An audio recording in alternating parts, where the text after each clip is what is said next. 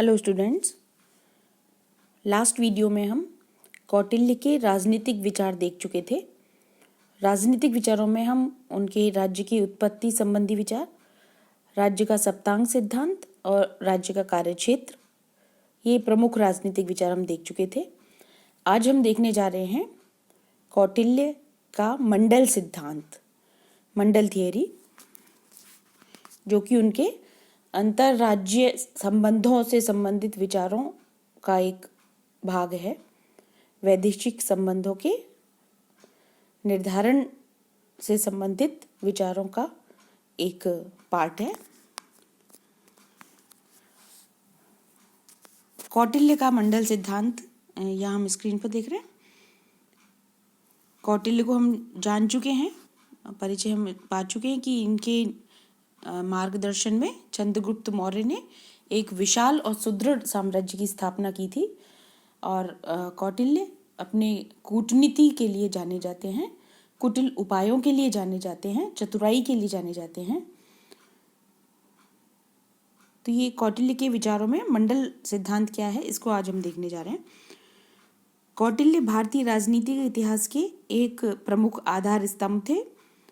उनके निर्देशन में चंद्रगुप्त मौर्य ने न सिर्फ नंदवंश का अंत कर मगध साम्राज्य को प्राप्त किया था, बल्कि अपने राज्य का सुदृढ़ता से संचालन करते हुए उसका दूर दूर तक विस्तार किया था। चंद्रगुप्त को भारतीय साम्राज्य का पहला ऐतिहासिक संस्थापक कहा जाता है और निश्चित रूप से ये कौटिल्य के अंतरराज्य संबंधों के संचालन संबंधी विचारों को इसका श्रेय देना होगा।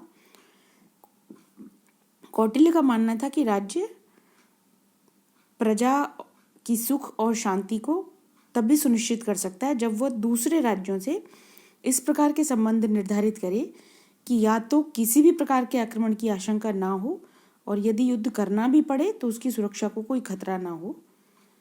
क्योंकि राज्य का जो अस्तित्व का रीज़न है, राज्य का उदय का जो रीज़न है, वो प्रजा की सुख और शांति और व्यवस्था को बनाए रखना है, और वो तभी संभव हो पाएगा जब वो युद्ध ना करे और दूसरे राज्यों के आक्रमण की आशंका को कम करे। तो कौटिल्य ने इस शांति को बनाए रखने के लिए, वैदेशिक संबंधों को अच्छा बनाए रखने के लिए बहुत सारे उपाय बताए, बहुत सारे विचार दिए इस क्षेत्र में। और षाडगुण्य नीति, 4 उपाय, गुप्तचर व्यवस्था, दूत व्यवस्था, बहुत सारे संधि से संबंधित विचार हैं उनके। तो ये उन्हीं में से एक है मंडल सिद्धांत। मंडल सिद्धांत विदेश नीति का एक मार्गदर्शक सिद्धांत है, मतलब एक निर्देशक सिद्धांत है जो डायरेक्शन देता है कि विदेश नीति कैसे बनानी चाहिए। भौगोलिक अवस्थिति को ध्यान में रखते हुए कौटिल्य ने मंडल सिद्धांत प्रस्तुत किया, जिसके माध्यम से शत्रु व मित्र, उदासीन या मध्यम राजा की पहचान की जा सकती है। मतलब केवल भौगोलिक स्थिति से ही ये जाना जा सकता है कि कौन सा राज्य अपना मित्र बन सकता है और कौन सा राज्य शत्रु रहेगा ही रहेगा। और ये जानने के बाद एक कुशल विदेश नीति का निर्माण आसानी से किया जा सकता है।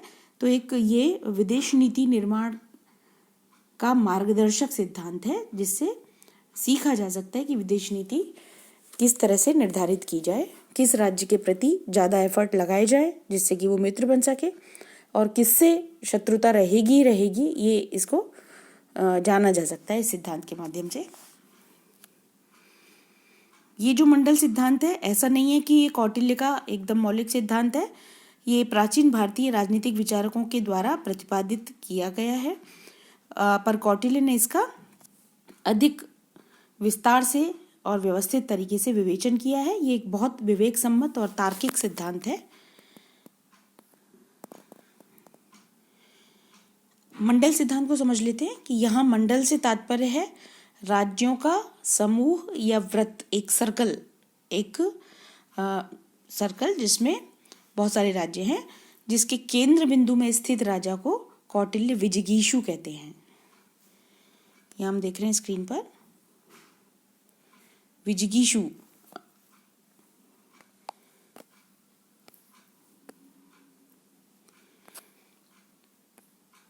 उसका जो जिसको केंद्र बिंदु मान करके कौटिल्य अपनी बात कह रहे हैं, सेंटर में किसी एक को मान के सेंटर में चलना पड़ेगा, तो उसका नामकरण विजिगीषु किया जा सकता है। तो कौटिल्य अन्य राजाओं या राज्यों का नामकरण विजुगीषु के संदर्भ में ही आगे करते हैं, सेंटर में उसको मान करके, और कहते हैं कि विजुगीषु जो केंद्रस्थ राज्य है, विजुगीषु के अग्रभाग में स्थित जिस राज्य की सीमा उससे मिलती है, मतलब जिस राज्य की सीमा विजुगीषु से मतलब उस राज्य से मिलती है, उसे अरि कहते हैं। अरि संस्कृत का शब्द है जिसका मतलब होता है शत्रु। इसके बाद क्रमशः मित्र, अरिमित्र, मित्र मित्र और अरिमित्र मित्र, ये 5 राज्य होते हैं। मतलब विजिगीषु से जिसकी सीमा मिल रही हो वो अरि से जिसकी सीमा मिल रही हो पर विजिगीषु से नहीं, विजिगीषु के बाद अरि, फिर अरि के बाद मित्र, तो जो राज्य अरि से मिल रही हो जिसकी सीमा पर विजिगीषु से, वो मित्र होगा स्वाभाविक रूप से, ऐसा कौटिल्य कहते हैं। उसके बाद क्रमिक रूप से अरिमित्र आएगा क्योंकि वो मित्र का शत्रु होगा और अरि का मित्र होगा। फिर उसके बाद मित्र का मित्र होगा तो उसको मित्र मित्र का है, और फिर उसके बाद अरि मित्र मित्र। इस तरह से इसको हम और थोड़ा सा एक डायग्राम के थ्रू और ज़्यादा इसको क्लैरिफाई करेंगे।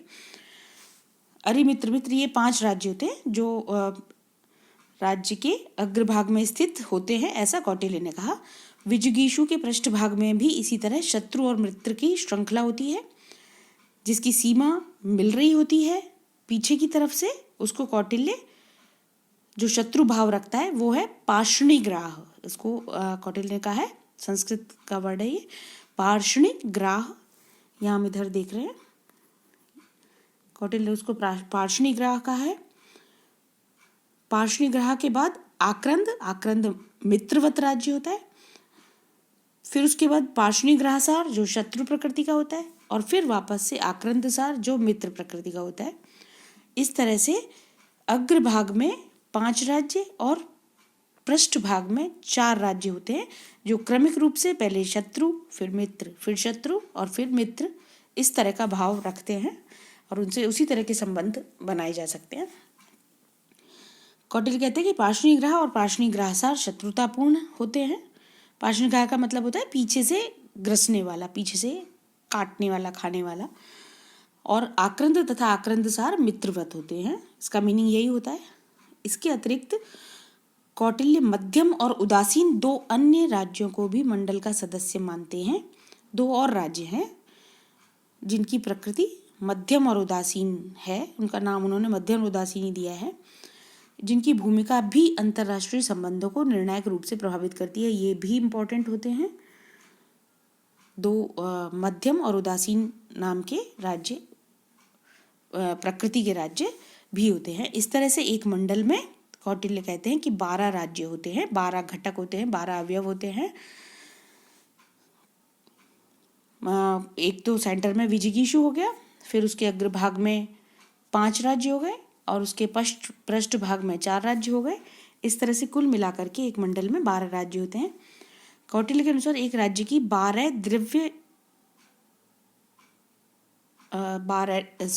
नहीं, यहाँ पर 5 होना चाहिए। एक राज्य की 5 द्रव्य प्रकृतियां होती हैं, अमात्य, कोश, दुर्ग, बल और राष्ट्र। इस तरह से 12 राज्यों की 5-5 प्रकृतियों का योग 60 होता है। तो 60 द्रव्य प्रकृतियां व 12 मूल राज्यों को मिलाकर एक मंडल में 72 प्रकृतियां होती हैं। इसे यहाँ हम थोड़ा और स्पष्ट कर लेते हैं। यहाँ हम देख रहे हैं इस जगह, यहाँ इस तरह से इसको स्पष्ट किया जा सकता है। एक विजिगीषु 5 अग्रभाग के राज्य, एक विजिगीषु 5 अग्रभाग के राज्य, पृष्ठभाग के राज्य 4 और 2 मध्यम और उदासीन, तो कुल 12 राज्य एक मंडल में होते हैं। फिर जो 12 राज्य हैं उनमें हर एक की 5-5 द्रव्य प्रकृतियां होती हैं। द्रव्य प्रकृति मतलब अमात्य, कोश, दुर्ग, बल और राष्ट्र, इनको उन्होंने 5 द्रव्य प्रकृतियां माना है।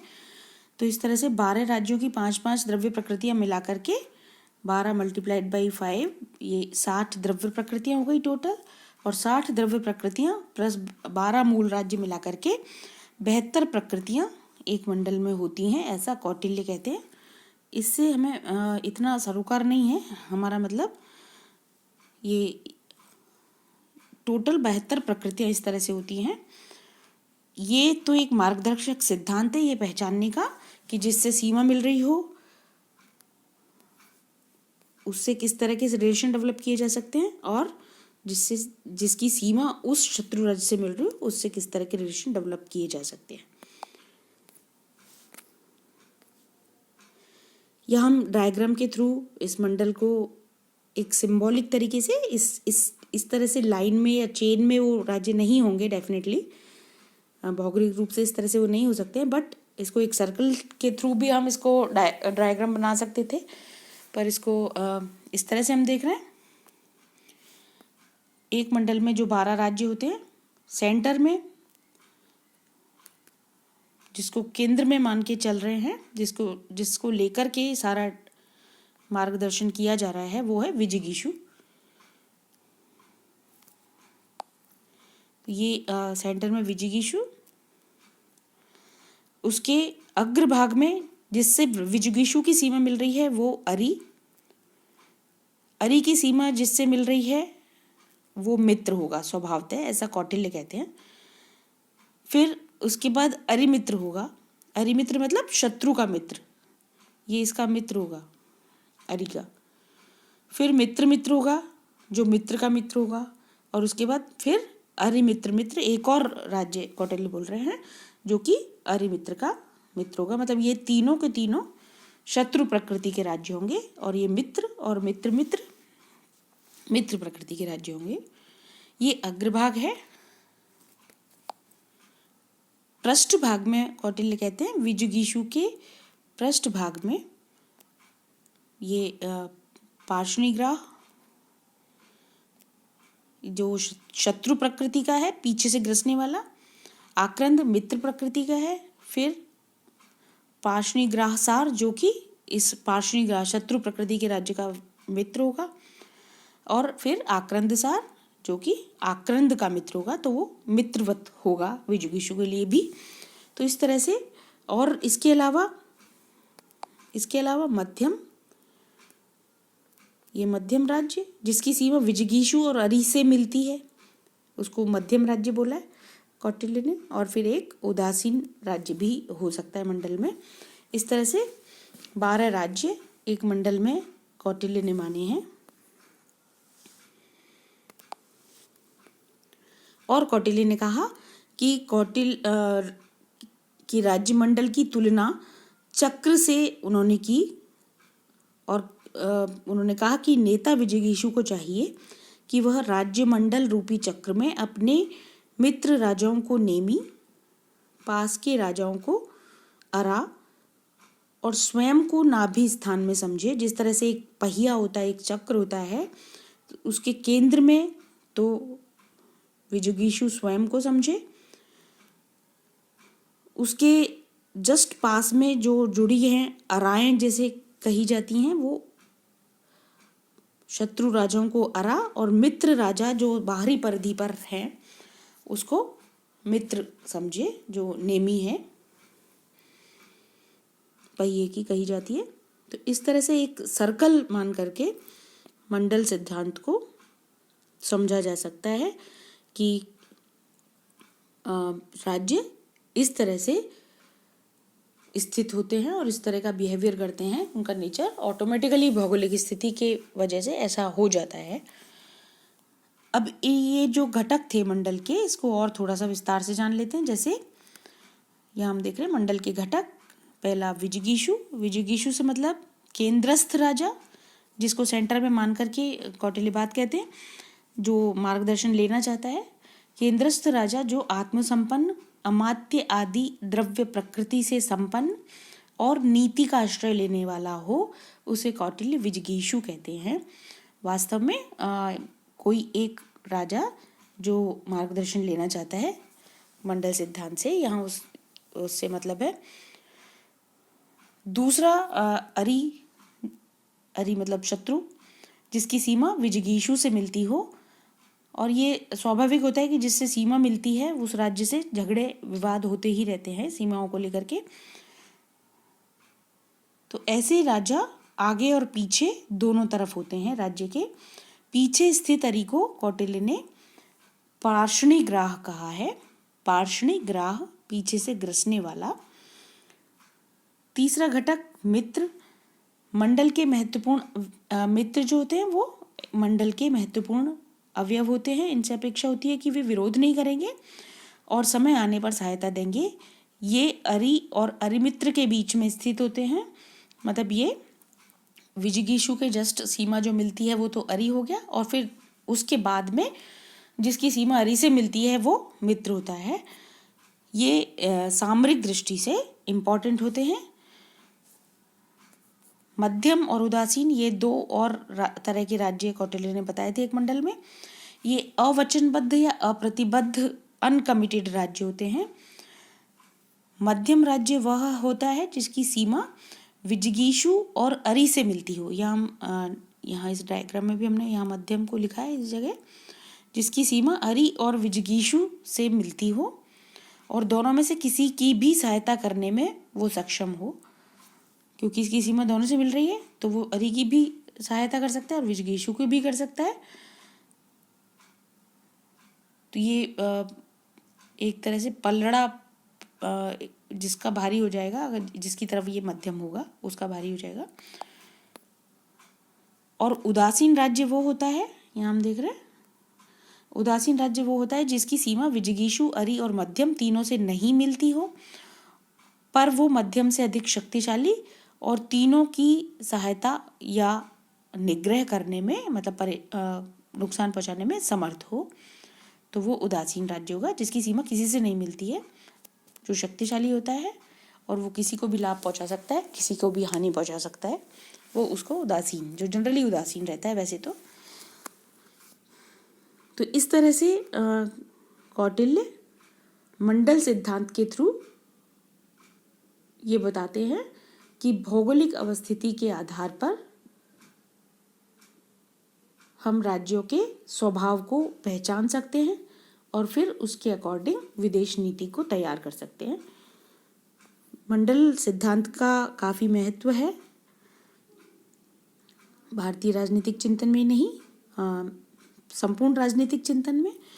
कौटिल्य इस सिद्धांत के माध्यम से ये प्रतिपादित करते हैं कि राज्यों के संबंध उनकी भौगोलिक स्थिति से काफ़ी प्रभावित होते हैं, बल्कि निर्भर ही होते हैं। और ये बात हमें वर्तमान राजनीति में सत्य दिखाई देती है, साकार दिखाई देती है, जब हम देखते हैं कि भारत और पाकिस्तान के बीच काफ़ी युद्ध हुए हैं, दोनों की सीमाएं मिलती हैं। इराक और ईरान सीमाएं मिलती हैं, बहुत युद्ध हुए हैं। अरब इजराइल सीमाएं मिलती हैं और बहुत युद्ध हुए हैं। और ऐसा पूरे विश्व में सब जगह हुआ है। भारत का पाकिस्तान और चीन से युद्ध हो चुका है, और जिसकी सीमा सोवियत संघ की सीमा हमसे नहीं मिलती है, पर उसने भारत का साथ दिया जब भी संकट आया।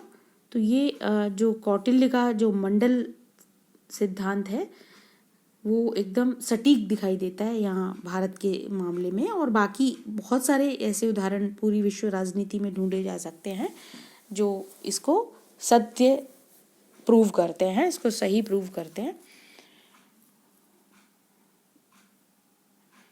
कौटिल्य के बाकी विचार हम नेक्स्ट वीडियो में देखते हैं। धन्यवाद।